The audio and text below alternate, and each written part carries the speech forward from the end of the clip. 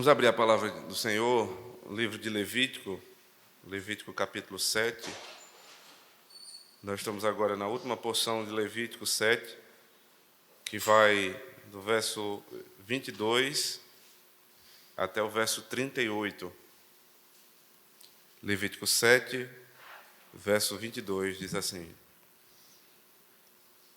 Disse mais o Senhor a Moisés: Fala aos filhos de Israel, dizendo: Não comereis gordura de boi, nem de carneiro, nem de cabra. A gordura do animal que morre por si mesmo e a do dilacerado por feras podem servir para qualquer outro uso, mas de maneira nenhuma as comereis. Porque qualquer que comer a gordura do animal, do qual se trouxer ao Senhor, oferta queimada, será eliminado do seu povo. Não comereis sangue em qualquer das vossas habitações, quer de ave, quer de gado. Toda pessoa que comer algum sangue será eliminado do seu povo.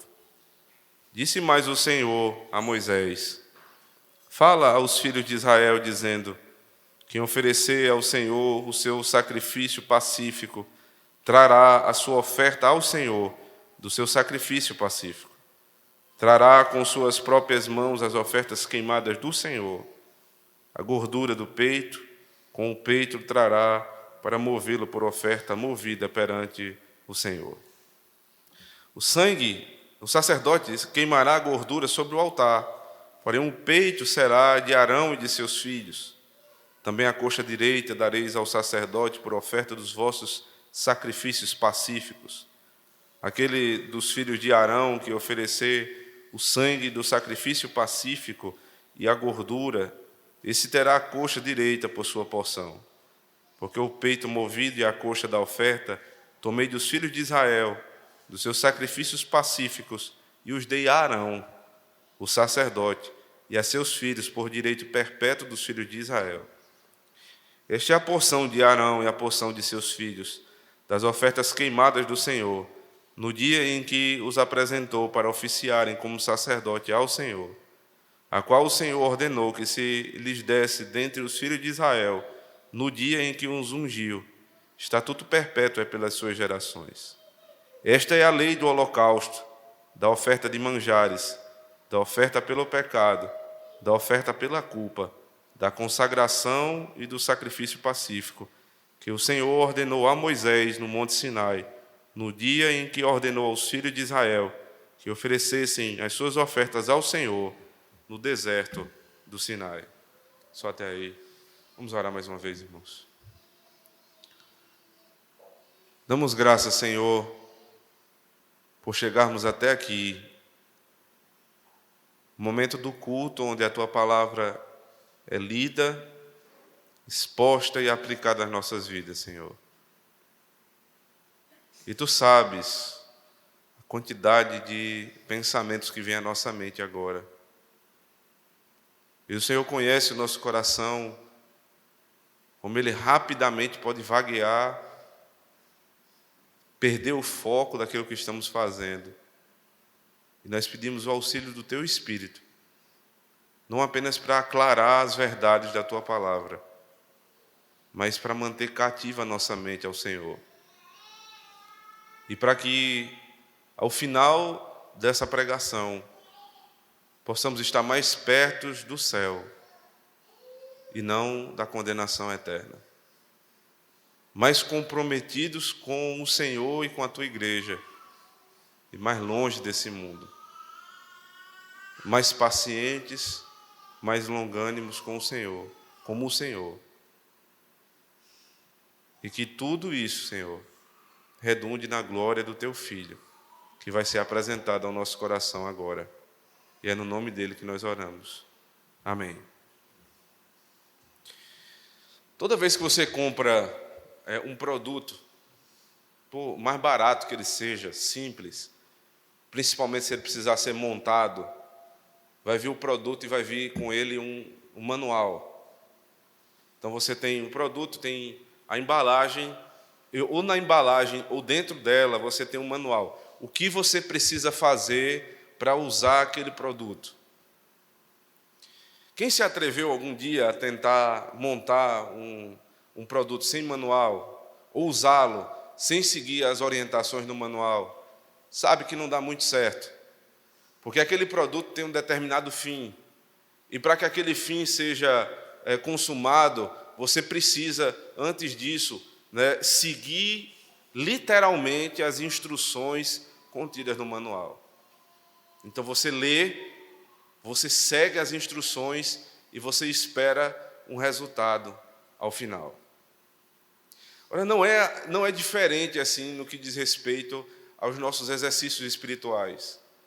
O Senhor nos deu um manual de instruções, o Senhor nos concedeu a Bíblia, que revela a sua vontade, que instrui o seu povo a respeito de como deve viver, o que deve crer e como deve fazer, no que diz respeito à adoração.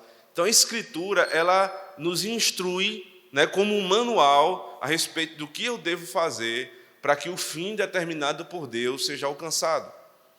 Logo, quem não segue a Escritura não pode receber os benefícios que são consequências de quem segue. Quando você adora o Senhor e somente ao Senhor, e crê somente em Cristo, você recebe, ao final, a vida eterna. Mas quando você tenta, de alguma maneira, erigir um ídolo, um Deus, a sua imagem e semelhança, você vai ter, no final, a perdição eterna. Isso funciona na vida espiritual geral e também nas suas particularidades. Para poder agradar ao Senhor, viver uma vida para a glória de Deus, é o grande objetivo de qualquer crente.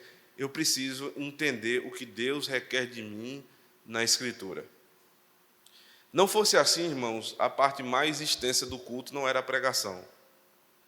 Porque a pregação é justamente a instrução da lei do Senhor. Todo culto é importante. A santa convocação, porque sem santa convocação você não estaria aqui. Os cânticos de demonstração de alegria diante do Senhor. As nossas orações, onde nós intercedemos pelas nossas causas e pelas causas dos irmãos. Mas é na palavra e na pregação dela que eu encontro a instrução para a minha vida. É por isso que o crente precisa dar extremo zelo à palavra e a ter uma pregação fiel, domingo após domingo. Porque não é instrução simplesmente para mim, é o bem da minha família. Eu não estou buscando simplesmente viver uma vida cristã individualmente. Eu estou buscando viver uma vida cristã para a minha casa. E a minha casa, ela vai ser orientada a partir da pregação da palavra do Senhor. Então, lembrando do que Levítico está nos ensinando, ensinava em primeiro lugar os filhos de Israel, ele está ensinando aqui como adorar. E a adoração, ela é prescrita pelo Senhor, tanto no que diz respeito ao adorador, como no que diz respeito àquele que rege a adoração. Nós vimos na semana passada que a primeira grande parte, ou primeira grande etapa do livro de Levítico, nós já vencemos, capítulo 1 ao capítulo 5, quando a instrução para o adorador, como oferecer o holocausto, como entregar oferta de manjares, oferta pacífica, oferta pelo pecado, oferta pela culpa. Então, o que o adorador precisa fazer na sua própria função de adorador. Depois vimos que o capítulo 6 e 7, eles formam uma única verdade, e uma instrução apropriada não para o adorador, mas agora para os ministros da palavra. Como vai ser regido o culto ao Senhor. E o Senhor traz detalhes a esse respeito, revelando categoricamente o que Ele quer que seja feito. Ou seja, o propósito de Deus é alcançado quando o adorador e quando os ministros, eles juntos fazem o que foi revelado pelo Senhor. Então pense nas implicações disso. Quando um adorador, ele entende o culto bíblico, ele compreende o que Deus revelou, mas ele se encontra num lugar onde o culto não é regido segundo a palavra de Deus, ainda que no seu coração ele compreenda que aquilo está errado, mas ele consente com o erro, então vai ser um problema para ele e para toda a sua casa, porque os objetivos não vão ser alcançados, já que Deus instruiu a maneira que deve ser a adoração. Então há uma responsabilidade para você, como principalmente chefe de família, zelar para que sua casa adore numa igreja bíblica, onde há culto bíblico, onde os elementos do culto são exatamente como foram prescritos pelo Senhor. Isso é um benefício para mim, para a minha casa. E eu também tenho que entender, como pastor da igreja, num colegiado de pastores que temos aqui, que nós pastores precisamos reger o culto, a adoração ao Senhor, exatamente como Ele prescreveu. Exatamente assim. Então, tudo isso é algo que fica claro em tantos textos que nós já vimos, irmãos. Mas há um detalhe que é acrescentado aqui no texto de Levítico 7, a seção final. Fazer o que Deus manda é bom. Adorar o Senhor como Ele revelou é o que Ele quer. Manter minha família num culto bíblico é o que Deus mandou eu fazer. Mas se for só isso, Deus não vai se agradar. Você entende? O que o Senhor está dizendo aqui não é só faça como eu mandei. Mas um outro princípio está sendo revelado aqui. Faça de coração. Nós vamos ver isso, né? Esses dois princípios sendo revelados. Faça conforme ordenado, mas faça de todo o coração. Para que você perceba que as instruções do Senhor precisam ser seguidas, e quem não segue recebe uma punição, o Senhor nos lembra mais uma vez que tipo de punição é que Ele dá para quem não adora como Ele manda. Eu queria deixar logo essa observação, verso 26, veja comigo, 25 a 27. Porque qualquer que comer a gordura do animal, do qual se trouxer ao Senhor oferta queimada, será eliminado do seu povo. Não comereis sangue em qualquer das vossas habitações, quer de aves, quer de gado. Toda pessoa que comer algum sangue será eliminado do seu povo. São duas ordens. Não coma da gordura, não coma do sangue, porque isso pertence ao Senhor. E nós vamos ver o significado da gordura daqui a pouco, né? Revê-lo, na verdade. Mas o sangue, por que não pode comer sangue? Que prescrição é essa? Será que isso continua para o Novo Testamento? Nós vimos até que em Atos capítulo 15 há uma discussão a esse respeito sobre comer comida com sangue, né? Circuncisão e algumas outras questões da lei que estavam sendo discutidas ali em Atos 15. E houve, né, uma resolução do concílio ali da igreja de Jerusalém, dizendo que para aquele imediato problema, a igreja deveria seguir as instruções dadas, né, pelos apóstolos. Então veja, o sangue já tinha perdido o sentido.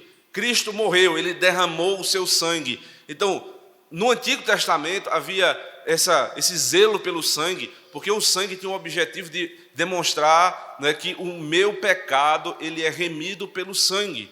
Então, usar sangue no Antigo Testamento era proibido, porque ele era usado para o sacrifício. Mas quando eu estou pensando no contexto da igreja do Novo Testamento, isso não tem sentido, porque o sangue foi derramado de uma vez por todas. Eu estou liberto agora para comer de tudo. Paulo diz isso em 1 Coríntios capítulo 10. Mas por que lá em Atos 15 houve aquela restrição, mais uma vez, em relação ao sangue? Ele diz, por conta do problema imediato. Ou seja, a igreja passava ali por um momento de transição do Antigo para o Novo Testamento. Muitas questões estavam sendo tratadas, e ali, para o bem da igreja, naquele período, houve uma decisão apostólica. Veja, não é a decisão dos pastores, não tem a mesma categoria, o mesmo peso da decisão de um concílio hoje. Porque ali você tinha a revelação, a autoridade apostólica. Então eles puderam dar esse tipo de instrução à igreja, momentaneamente. Não se abstenham do sangue, né, e da carne de ídolos. mais adiante, Paulo vai dizer que isso não tem mais sentido à igreja de Corinto. Ou seja, foi uma decisão pontual. Mas me ensina também que as decisões da igreja, elas têm peso doutrinário. Elas têm peso, né, para a igreja como um todo. O que foi resolvido no concílio, você lê no final do capítulo 15, uma carta é produzida, uma decisão, a resolução daquele presbitério, e baixa às igrejas, e quando você começa a ler o capítulo 16, os primeiros versos dizem que a igreja se alegrou com a decisão do concílio, e que ela tornou a crescer. Veja, a unidade e o crescimento da igreja se deu pela submissão a uma ordem de um presbitério. Os benefícios que nós encontramos quando fazemos o que Deus manda. E Deus se revela na sua palavra. E Deus ordena também, pela sua palavra, que a igreja ordene as coisas que são do dia a dia. Então, quando eu me submeto às ordens dos presbitérios, dos concílios, são ordens bíblicas, eu vou alcançar os benefícios da palavra do Senhor. Então, por que não comer sangue? Porque o sangue é do sacrifício. E porque o sangue vai me revelar Cristo. Então, o objetivo do Antigo Testamento é: o sangue revela a remissão do meu pecado. Mas ainda resta a gordura. Veja, se você comesse sangue ou gordura, você era eliminado do povo. E aí lembre, eliminado aqui no Antigo Testamento é morto. Eliminar alguém do povo de Israel é matar aquela pessoa. Então, quando uma pessoa comia a gordura, ou quando comia do sangue, carne com sangue, ela, se fosse pega, ela era eliminada do meio do povo, porque ali havia contaminação. Qual o problema que Deus tem com sangue e com gordura? O que é que tem a ver? Né? Por que não pode comer gordura? Porque não tinha um objetivo dado pelo Senhor. Não seguiram as instruções dadas pelo Senhor. Então eles eram eliminados.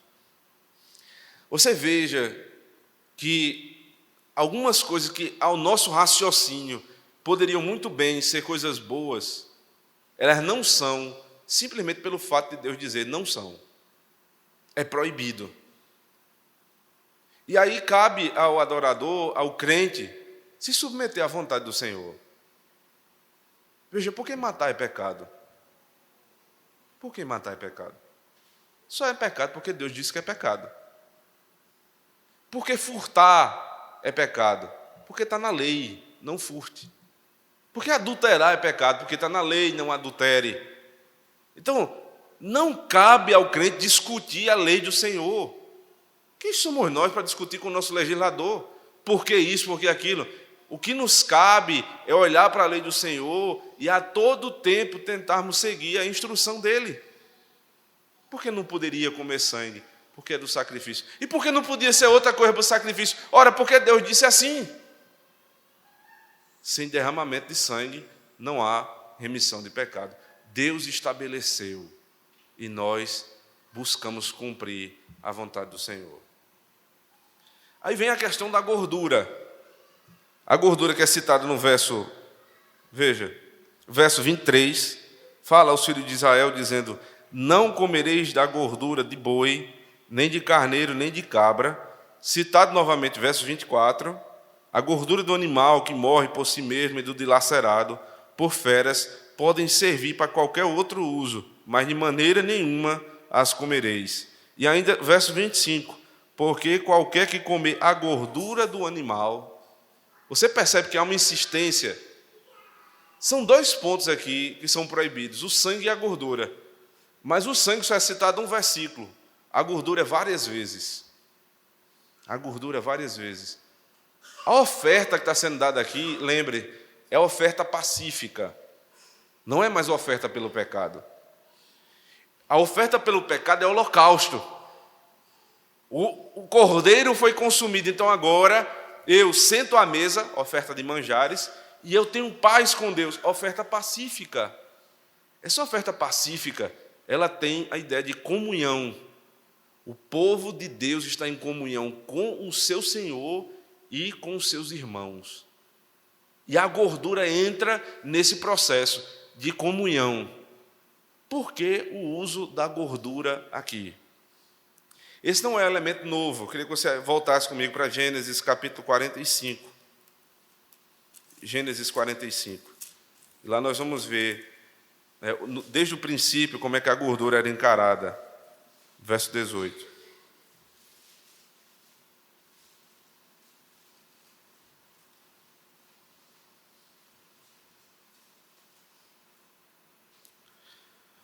Verso 18 diz assim: tomai a vosso pai, a vossas famílias, e vinde para mim, dar-vos-ei o melhor da terra do Egito, e comereis a fartura da terra. Veja, essa palavra fartura é exatamente a mesma palavra gordura lá de Levítico capítulo 7.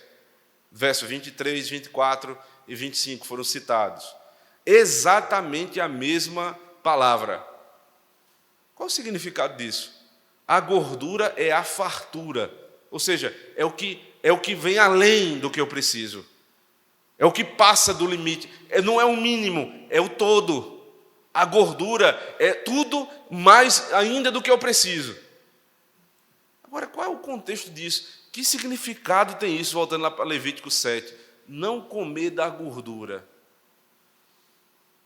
E Deus diz assim, porque a gordura é minha. A gordura tinha um aspecto prático aqui no sacrifício e um aspecto espiritual. O aspecto prático do uso da gordura é, quando você coloca a gordura numa grelha de churrasco, você põe a gordura e ela vai caindo, né? Pouca gordura fica, a maioria ela cai. E ela quando toca no fogo, o fogo se acende com mais força ainda. Então a gordura mantinha o fogo aceso. E os irmãos se lembram que capítulo 6 e 7 foi dito que um dos objetivos do trabalho do sacerdote era manter o fogo do altar aceso. O fogo que foi aceso pelo Senhor, mas era mantido pelo sacerdote. Então a gordura tinha um aspecto prático, manter o fogo aceso. Mas não só um aspecto prático, tinha um aspecto espiritual, porque a fartura é a melhor parte da carne. Não é assim nos nossos dias, eu entendo. Boa parte dos irmãos nem gosta de gordura, né? Mas, no contexto bíblico, a gordura é o que há de melhor. E Deus diz assim, a gordura é minha. Faça tudo como eu estou mandando. Mas se lembre de um detalhe, a gordura é minha. É importante que você aprenda quais são os elementos do culto. É essencial que você saiba definir o que é uma pregação bíblica, do que não é. É importante também que você traga a sua família, né, para adorar numa igreja bíblica. Mas não é tudo. É importante o dia do Senhor, é importante conhecer doutrina, tudo isso é importante.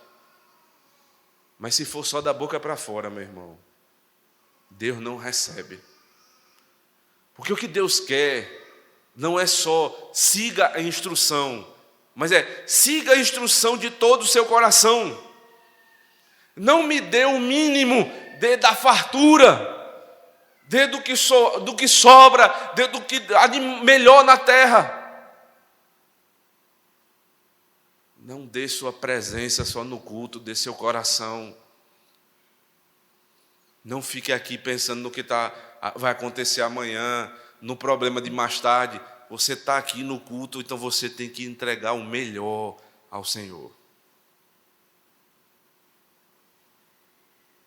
As aparências muitas vezes enganam. E isso devia ser um temor muito grande para o nosso coração. As nossas aparências. Abra comigo Isaías capítulo 1. Isaías 1.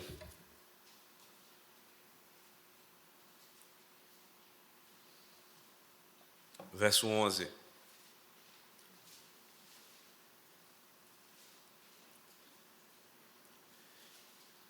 De que me serve a mim a multidão de vossos sacrifícios, diz o Senhor. Estou farto dos holocaustos de carneiros e da gordura de animais cevados, e não me agrado do sangue de novilhos, nem de cordeiros, nem de bodes, quando vindes comparecer perante mim. Quem vos requereu o só pisardes os meus átrios? Não continueis a trazer ofertas vãs. O incenso é para mim abominação. E também as festas da lua nova, os sábados, e a convocação das congregações. Não posso suportar iniquidade associada ao ajuntamento solene. As vossas festas da lua nova e as vossas solenidades, a minha alma as aborrece. A mim são pesadas, estou cansado de as sofrer. Pelo que quando estendeis as mãos, veja agora, escondo de vós os olhos. Sim, quando multiplicais as vossas orações, não as ouço, porque as vossas mãos estão cheias de sangue. A época do profeta Isaías não era uma época onde as pessoas deixaram de ir para a igreja. Nem muito menos uma época onde as pessoas deixaram de ser criteriosas com o culto. Mas era a época onde o coração do povo estava vendido às coisas desse mundo. Você imagina Deus dizendo isso para a nossa igreja, para a nossa congregação? Cada um de nós meditar nessas palavras, Deus falando comigo. Sabe o zelo pelo dia do Senhor, pelo sábado cristão? Sabe o desejo de aprender mais doutrina? Sabe tudo isso que vocês falam e fazem? Se não for de coração, Deus abomina. Ora, se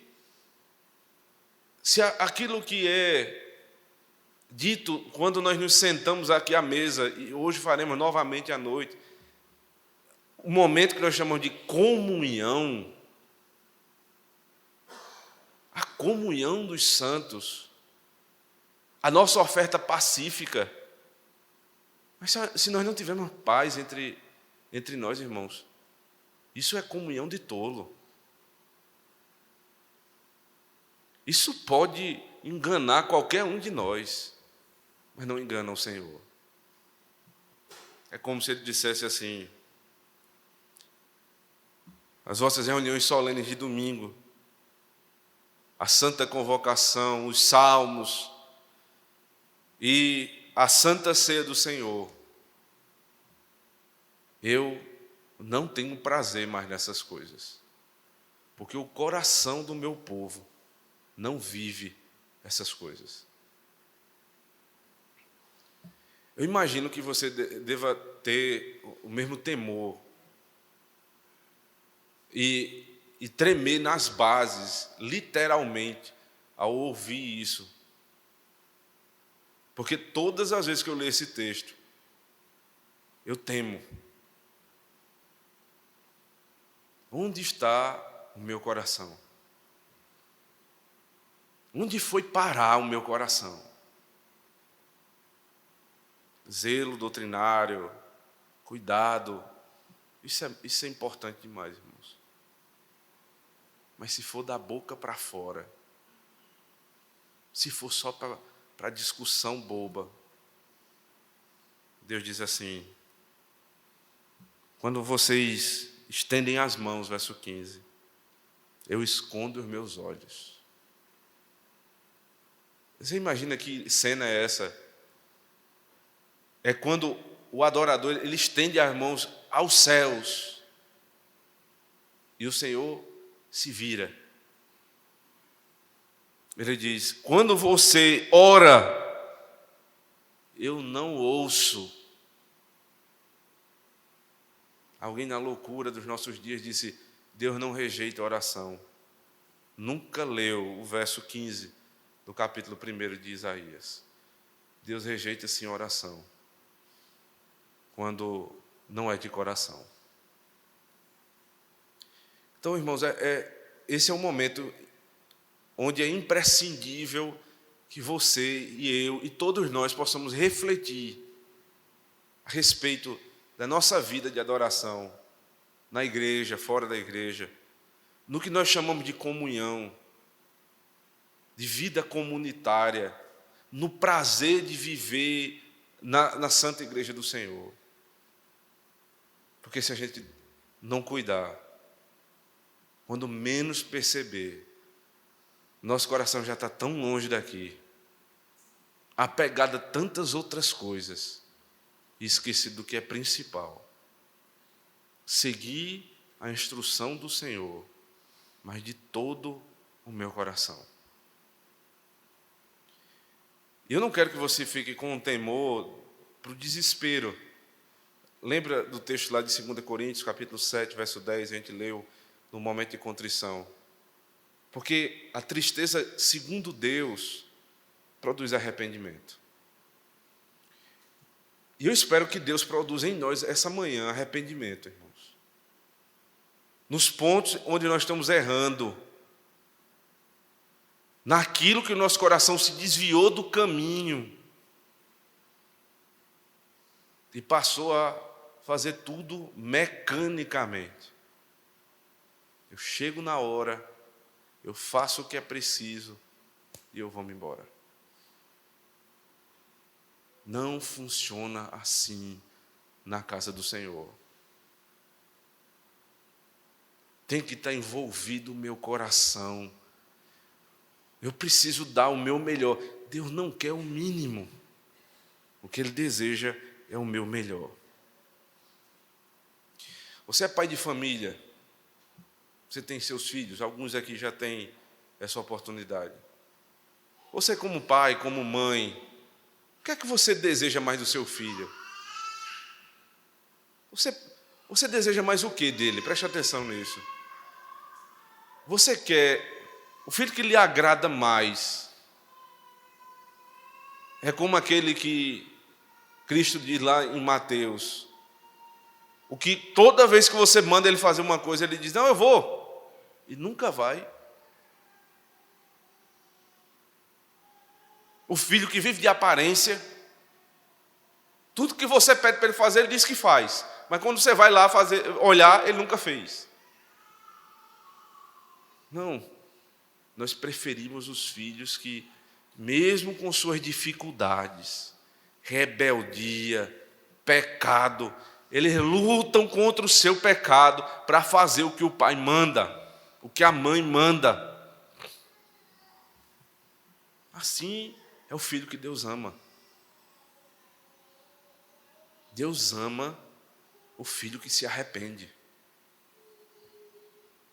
Quem é o marido que a mulher ama? O que fica toda hora dizendo, meu amor, eu te amo, eu te amo, eu te amo. Mas por trás não faz nada do que realmente o marido que ama deve fazer pela sua esposa. Não cuida da casa, não segue os caminhos do Senhor, não é provedor, mas ele vive dizendo, eu te amo, eu te amo. Às vezes nós somos assim, irmão, na igreja. Dizemos a Deus, eu te amo, eu vou fazer o que o Senhor manda, mas nunca fazemos. É chegada a hora, amanhã, onde o Senhor nos dá a oportunidade de sermos como aquele filho e dizer, Senhor, nós dissemos ao Senhor que iríamos fazer e não fizemos, mas nós queremos tentar. Ajuda-nos, Senhor, para que seja de todo o coração. Esse texto tem também uma outra parte. A primeira parte trata da gordura, do que eu vou entregar ao Senhor de todo o coração. E tem uma segunda parte, eu queria que você voltasse lá para Levítico 7. Obrigado.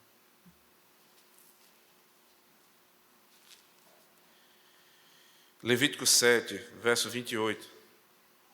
Diz assim: Disse mais o Senhor a Moisés, fala aos filhos de Israel, dizendo, quem oferecer ao Senhor o seu sacrifício, pacífico trará a sua oferta ao Senhor do seu sacrifício pacífico.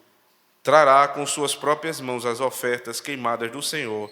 A gordura do peito com o peito trará para movê-lo por oferta movida perante o Senhor. A segunda parte, ela é uma repetição, mais uma vez, daquilo que cabe ao sacerdote.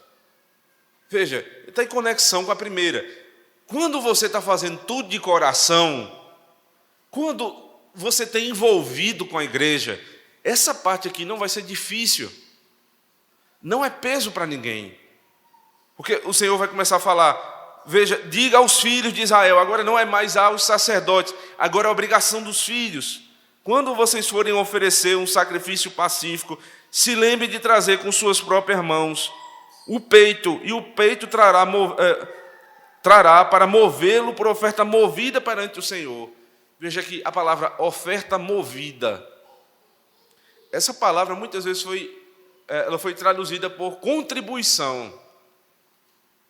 Quando vocês forem trazer a contribuição, filhos de Israel,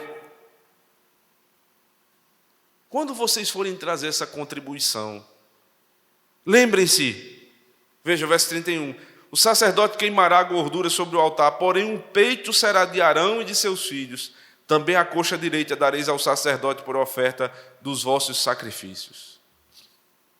A gordura é do Senhor, o peito e a coxa direita são dos sacerdotes. A gordura Deus não dá a ninguém, é dele. A honra, a glória, tudo é dele. Mas a coxa direita, veja, mais uma vez, qual o problema de Deus com a coxa esquerda? Nenhum.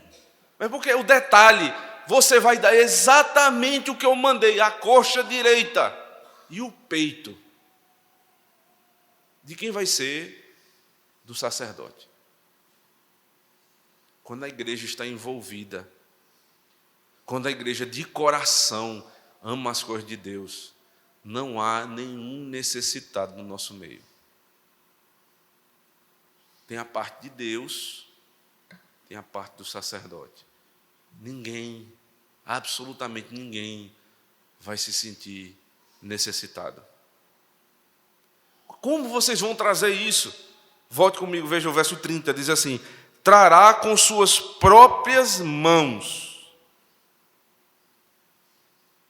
Não vai ser com a mão do outro. Você não vai mandar ninguém oferecer sacrifício no seu lugar. Você não vai pagar alguém para ir para a igreja por você. Você não vai mandar representante. Não, hoje eu não vou, mas minha esposa vai me representar na igreja. Não funciona assim. Cada um trará com sua própria mão. Você entende? O pai, a esposa, os filhos, todos vão adorar. É bem verdade que existiam algumas ofertas que o pai somente levava para o sacerdote, mas outras eram servidas à mesa para toda a família. Ou seja, todos vão trazer uma oferta perante o Senhor. Compreenda a responsabilidade que um pai e uma mãe têm de trazer os seus filhos para a igreja. Você não oferece culto pelo seu filho. Você não aprende as coisas de Deus pelo seu filho. Todos vão trazer da sua própria mão uma oferta. Que oferta é essa? O sangue de Cristo. Eu vou me chegar a esse lugar com o sangue de Cristo. Meu filho vai se chegar nesse lugar com o sangue de Cristo. E toda a minha família vai trazer uma oferta do sangue de Cristo. Eu não vou terceirizar o que é minha obrigação. Eu vou à casa do Senhor dessa forma. E naquilo que é tocante ao sacerdote, o sustento dele, veja o que diz o verso 34. Porque o peito movido e a coxa da oferta tomei dos filhos de Israel, dos seus sacrifícios pacíficos, e os dei a Arão, o sacerdote, e a seus filhos, por direito perpétuo dos filhos de Israel. Veja o detalhe. Aquilo que serviria de sustento pastoral, o texto diz: eu tomei dos filhos de Israel e os dei a Arão e aos seus filhos. Arão, o sacerdote, e os seus filhos, que eram sacerdotes também, os pastores da igreja. Como é que há na igreja sustento? Deus toma dos que trabalham e dá aos que cuidam da sua casa. Exatamente o mesmo princípio do Novo Testamento. Existem aqueles que se afadigam na palavra e na oração. Esses são sustentados por aqueles que se afadigam nos seus trabalhos seculares todo dia. E Deus tira de um para sustentar o outro. E aqui você precisa entender: não vai ser o mundo que vai sustentar a igreja. Não é o Estado que vai tirar uma parte do seu imposto para sustentar a igreja. São os filhos de Deus que sustentam a igreja. Que vergonha, irmãos, às vezes, quando nós vemos alguns, tomando dinheiro do mundo para fazer evento na igreja. Isso é o fim da picada. É quando a igreja já sucumbiu ao mundo. E quando a gente já declarou a nossa derrota. Não temos condições de nos sustentar se não for com o dinheiro do mundo. Isso é a derrota final. A igreja é sustentada pelos crentes. É o seu trabalho. É por isso que você precisa ser ainda mais diligente. Porque você tem uma família para cuidar e você tem igreja para sustentar. À medida que eu não gasto com futilidade, com bobagem, com coisa que vai me endividar, e eu não vou poder depois dar a parte do Senhor. Quando eu não faço essas coisas, então eu tenho condição de ser fiel à casa de Deus. E Deus vai tomar daquele que trabalha para sustentar os que precisam ser sustentados. Essa dinâmica, irmãos, como eu falei, ela está no Novo Testamento também. E os problemas também no Novo Testamento são muito parecidos. Eu queria que você abrisse comigo um texto lá em primeira carta de Paulo a Corinto, capítulo 9.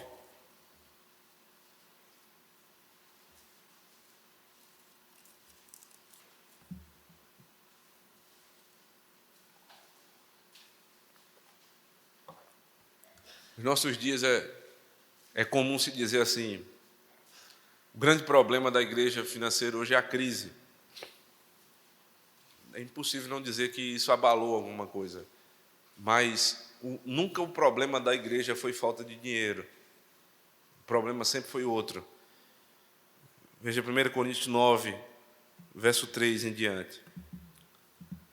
A minha defesa perante os que me interpelam é esta: não temos nós o direito de comer e beber, e também o de fazer-nos acompanhar de uma mulher irmã, como fazem os demais apóstolos e os irmãos do Senhor e Cefas.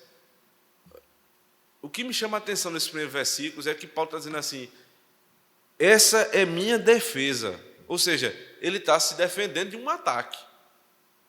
De onde veio o ataque? Da igreja.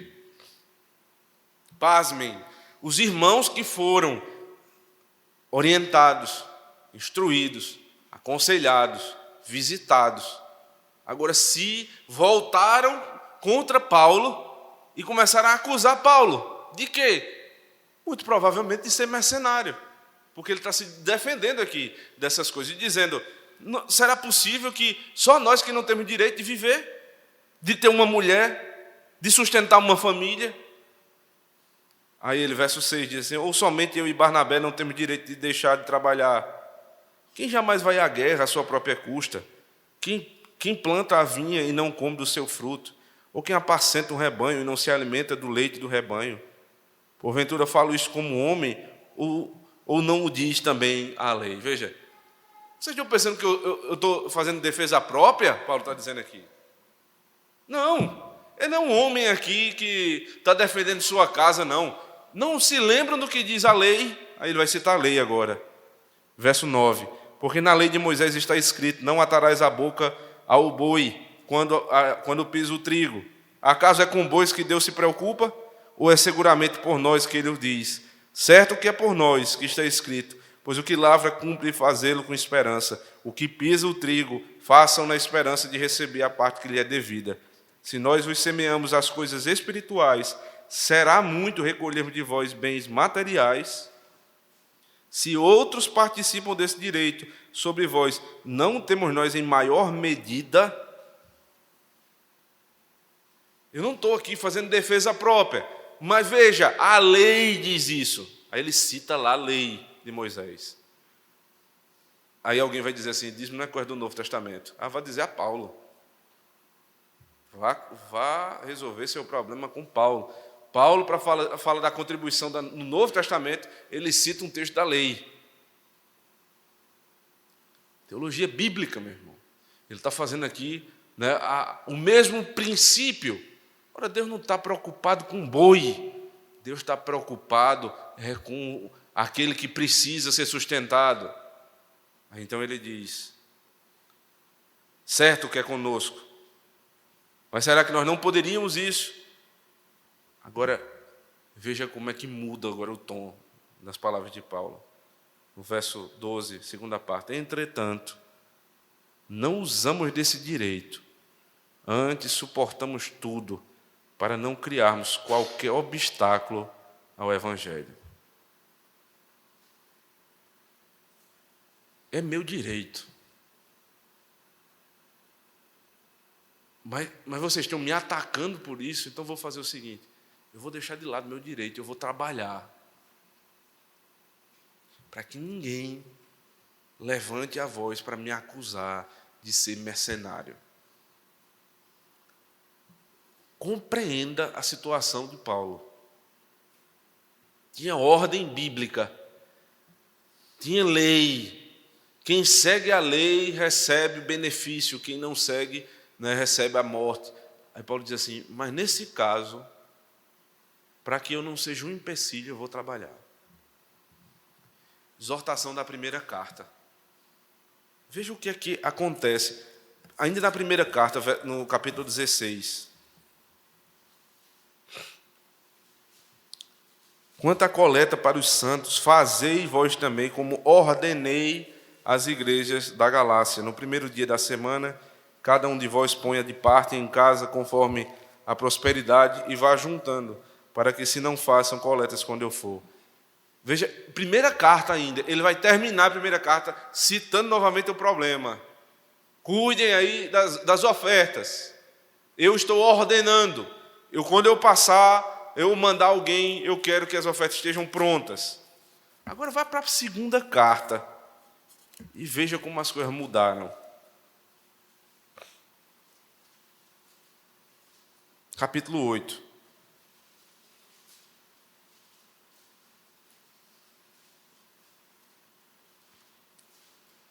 Lembrando os irmãos que a primeira carta, na verdade, é a segunda, e a segunda é a quarta, né? Porque 2 cartas de Paulo se perderam. As 2 que nós temos são as que Deus resolveu preservar. Mas na segunda carta que nós temos, Paulo diz assim, verso 1: também, irmãos, vos fazemos conhecer a graça de Deus concedida às igrejas da Macedônia, porque no meio de muita prova de tribulação, manifestaram abundância de alegria, e a profunda pobreza deles superabundou em grande riqueza da sua generosidade. Porque eles, testemunho eu, na medida de suas posses, e mesmo acima delas, se mostraram voluntários, pedindo-nos com muitos rogos a graça de participarem da assistência aos santos. E não somente fizeram como nós esperávamos, mas também deram-se a si mesmos, primeiro ao Senhor, depois a nós, pela vontade de Deus. Ele está dizendo assim: desde que eu comecei a exortar a igreja a esse respeito, uma coisa mudou. Aí ele está falando aqui, igreja da Macedônia. Será que a igreja da Macedônia ficou rica? Será que quando a gente começou a falar de dízimo e oferta na igreja, a igreja cresceu financeiramente? Aí ele diz: não. Mudou o coração. Eles agora pediam desesperadamente: me dê a oportunidade de ajudar. Aí o texto diz: eles deram voluntariamente, não só isso, eles se deram ao Senhor completamente. Eles deram da gordura ao Senhor. Isso aconteceu também com Corinto. Capítulo 9, verso 1 diz assim: ora, quanto à assistência a favor dos santos, é desnecessário escrever-vos. Desnecessário? Ele foi duro na primeira carta, ele foi incisivo na primeira carta, mas na segunda ele está dizendo: agora é desnecessário. Por quê? Porque bem reconheço a vossa presteza, da qual me glorio junto aos macedônios, dizendo que a Acaia está preparada desde o ano passado, e o vosso zelo tem estimulado a muitíssimos. Agora, não só a igreja é fiel, não só ela dá de coração, mas agora o zelo deles dá bom testemunho para muitas outras igrejas. O que é que mudou na igreja de Corinto também? Situação financeira? Não. O que mudou foi a disposição do coração. Quando o meu coração está disposto, a mesma igreja, na mesma situação, muda completamente. Porque agora eu estou envolvido naquela obra. E não tem coisa pior do que você trabalhar para uma coisa que você não acredita. Imagine o que é isso. Certo tempo da minha vida eu passei trabalhando num lugar que eu não acreditava, que não me enchia os olhos, não me dava alegria. Mas todo dia você tinha que ir para lá. E é triste isso. Até o dia que Deus lhe dá a oportunidade de sair dali e ir para outro lugar. Mas ali você tem que fazer ainda tudo que é possível para sustentar seu emprego. Mas imagine estar na igreja e não acreditar em nada do que se fala. Não ter envolvimento com uma igreja. Se não há envolvimento, não há disposição do coração. Se não há disposição do coração, você nunca vai dar o melhor ao Senhor. Importante ainda, irmãos, voltando lá para Levítico 7, já nos aproximando do fim, que nós lembremos que tudo isso está sendo dito aqui a respeito dos pastores. E essa, inclusive, esse é um alerta lá de Pedro na sua primeira carta, no capítulo 5. Ele diz: presbíteros como eu, pastoreiem sem ganância. A gordura é do Senhor. A melhor parte é do Senhor. O que é que isso representa para a igreja? Representa o seguinte: a honra é de Cristo. O poder na igreja é de Cristo. A glória aqui é de Cristo. Então, o que pertence ao pastor? O sustento. Uma honra digna da sua posição e nada mais. Pastores, ministros e diáconos, não esperem nada além disso, porque a gordura é do Senhor. Mas deixa eu tocar no último assunto aqui, especial assunto. Quando alguém tenta tomar essa honra de Cristo, o que é que acontece? Abra no último texto, 1 Samuel, capítulo 2.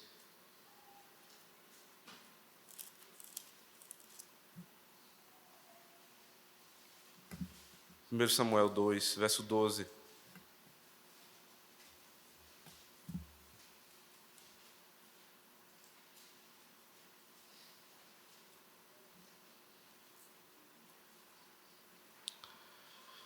Eram, porém, os filhos de Eli, filhos de Belial, e não se importavam com o Senhor. Lembre-se, Eli era sacerdote, seus filhos também eram sacerdotes, mas eles não estavam envolvidos completamente com o Senhor. Por isso eles vão chamar de filhos de Belial.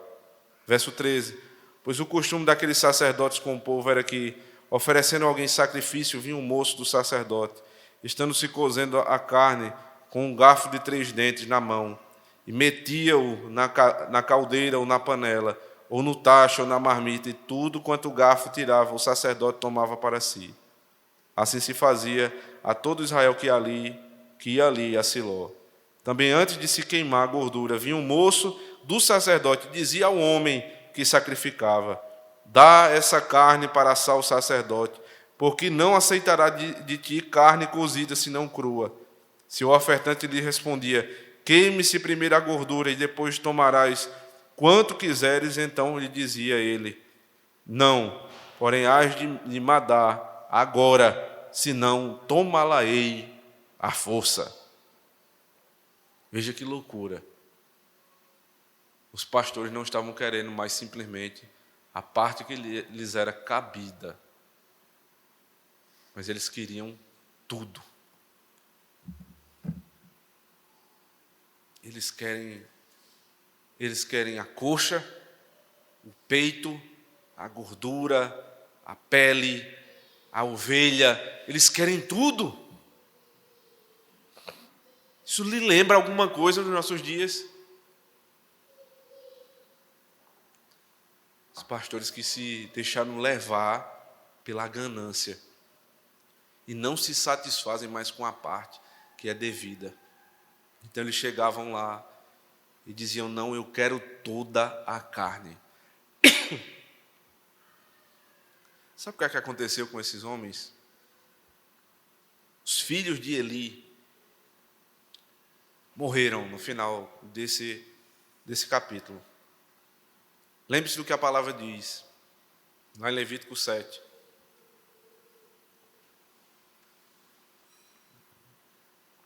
Quem não faz o que eu mando será cortado do meio do povo.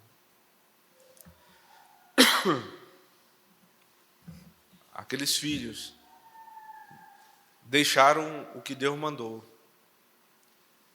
para fazer o que Deus não mandou. E foram mortos.